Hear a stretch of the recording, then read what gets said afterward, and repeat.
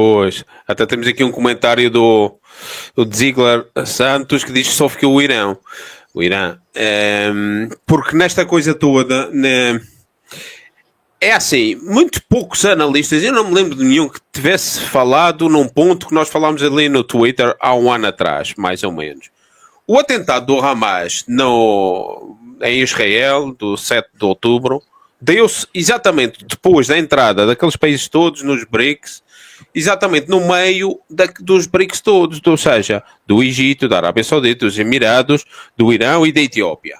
Ou seja, todo este espaço novo que entrou para os BRICS, dá-se ali no meio, pá, uma guerra para desestabilizar a zona. Então isto aqui é o regresso das guerras eternas dos Estados Unidos, dividir para reinar, jogar uns contra os outros, para obter ganhos naquela lógica de, ok, matem-se todos, nós asseguramos os nossos postos, as nossas vias marítimas ou os poços de petróleo. Qual é o objetivo? Quer dizer, parece que aqui há uma ideia de não deixar aquela zona construir e unir-se em redor de projetos que estavam a dar... estão a assustar realmente. Os BRICS estão a assustar os Estados Unidos. Se não fosse assim, eles não tinham investido o que investiram na Argentina para tirá-la do coisa, não é? E o próprio Arábia Saudita agora também está com o pé de fora. Já foi na sequência do tema do 7 de outubro, que se deu ali no meio. Então o tema geoeconómico de tudo isto é o que me faz pensar aqui muitas situações. Mas o Ricardo falava aqui do Irão. E agora, o que é que será a relação do Irão com a Rússia? Depois do Trump entrar, por exemplo. Porque esses vão se querer juntar à Rússia para isolar o Irão e a China. E depois, é como estava aqui a dizer o nosso espectador, só fica o Irão e a China, diria eu. Mas não vem aqui a intenção de criar problemas para jogar a Rússia, atraí-la para o Ocidente, pela questão civilizacional, de ser um país cristão. Por exemplo, os trumpistas falam muito disso. Não é? Vocês são um povo cristão, venham connosco contra o Irão e pela nossa civilização judaico-cristã.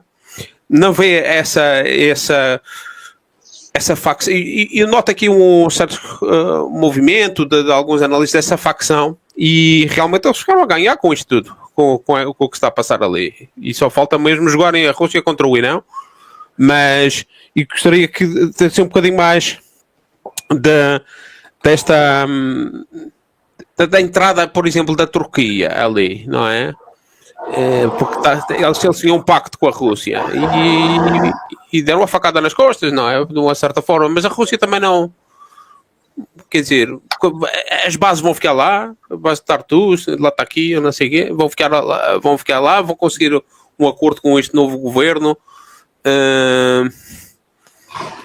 Eu acho que ainda continua a ser tudo muito nebuloso o que está ali a passar.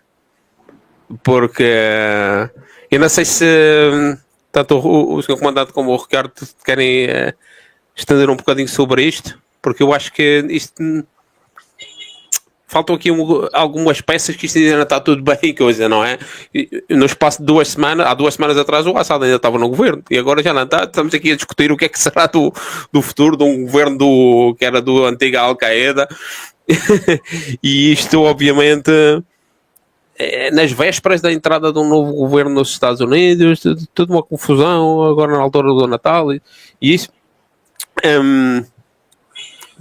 Vamos pôr de outra forma então, Ricardo, este novo governo, acha que isto vai ser uma reedição daquele terrorismo dos 2011, 2012, 2013, daqueles terroristas que cortavam cabeças, ou os seus patrões, que nós sabemos que aqui por trás há patrões, não é? O tipo foi entrevistado hoje pela BBC, canal britânico do estatal, ou seja, com a história, e pela CNN foi logo no primeiro dia, dar aquela coisa toda civilizada, terrorista civilizado, com a barba feita, vestida a Zelensky.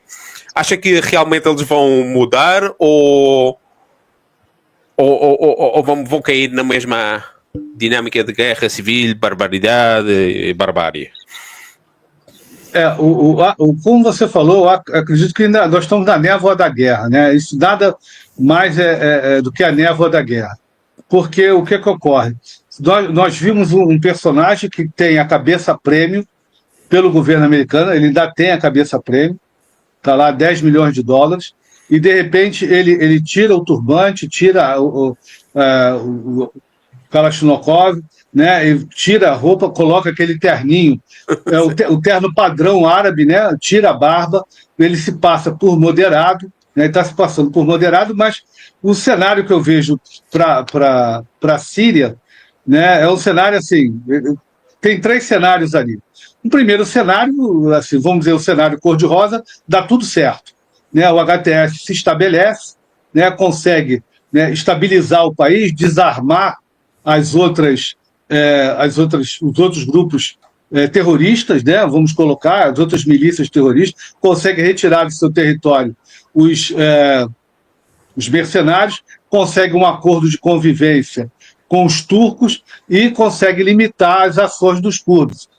Veja bem, é muita coisa, é um dever de casa enorme para um governo que está assumindo e que está começando. Exato. O outro cenário, né, seria um cenário que é o cenário médio, né, também muito realista, que é o seguinte: você tem o HTS vai dominar alguma área, né, provavelmente a área litorânea, num acordo com os russos, de apoio dos russos, né, e ali ele consegue dominar Damasco, e aí você começa a ter uma certa balcanização, né, lá o sul, os drusos com uma área autônoma, e ele, para não arrumar confusão com Israel, ele aceita aquela zona desmilitarizada enorme que Israel está construindo ali em frente a Golã, o Monte Hermon, e lá no norte ele vai ter o quê? Lá no norte ele tem os grupos, as milícias ligadas à Turquia e aquela faixa, né, a zona desmilitarizada, que os curdos, né, vão estar sendo imposta aos curdos pelos turcos. Tá? E os Estados Unidos ali embaixo protegendo os campos de petróleo e os grupos extremistas ligados ao Estado Islâmico que estão ali e que, por sua vez, estão trabalhando para eles lá no Iraque. Estão ali uma zona de proteção para eles, porque esses grupos estão infernizando a vida do governo iraquiano lá. Então, a Síria tem esse retrato. O outro retrato, que é o retrato tenebroso, né, seria de guerra civil, uma guerra civil, todos contra todos, e aí aquela confusão toda, porque eu acredito, né, que ainda que a população majoritária ali seja sunita, todo mundo agora está querendo meter a colher ali, não é só os Estados Unidos, não é só Israel, né, com os drusos, mas também a Arábia Saudita, a Turquia, né, e eles estão querendo cada um pedacinho, porque ali tem interesses econômicos muito fortes. E veja, essa área permite comunicação, né? Incrementar a instabilidade turca, incrementar a instabilidade iraquiana e iraniana. E uma outra questão que a guerra colocou, e eu tenho falado isso nas lives, Nuno, é o seguinte: poxa, cara, né, isso demonstrou, né, antes de tudo, né, outra falha grotesca do serviço de inteligência russo, e uma limitação da capacidade russa de reagir. Né? É engraçado, eles têm essa capacidade, eles podem mover tropas que estão em outras regiões para ali, e eles se recusaram, com a justificativa de que você não vai ser mais sírio do que os próprios sírios. Então eu vejo esse cenário na Síria ainda bastante nebuloso, que, Ricardo, essa área, por exemplo, essa área controlada pelo HTS. Alguém aqui tem condições de dizer que ela vai ser uma república islâmica, né, da Sharia, daquele grupo bastante extremista que vai impulsionar outros movimentos sunitas na região, ou ela vai ser mais moderada, né, tentando uma convivência com Israel, né, ou se ela vai tentar, né, ser algo entre uma república como era a Síria do Assad, bastante, né, um governo com uma pegadinha religiosa, mas muito duro, uma ditadura forte. A gente não tem uma clareza do que vai acontecer com a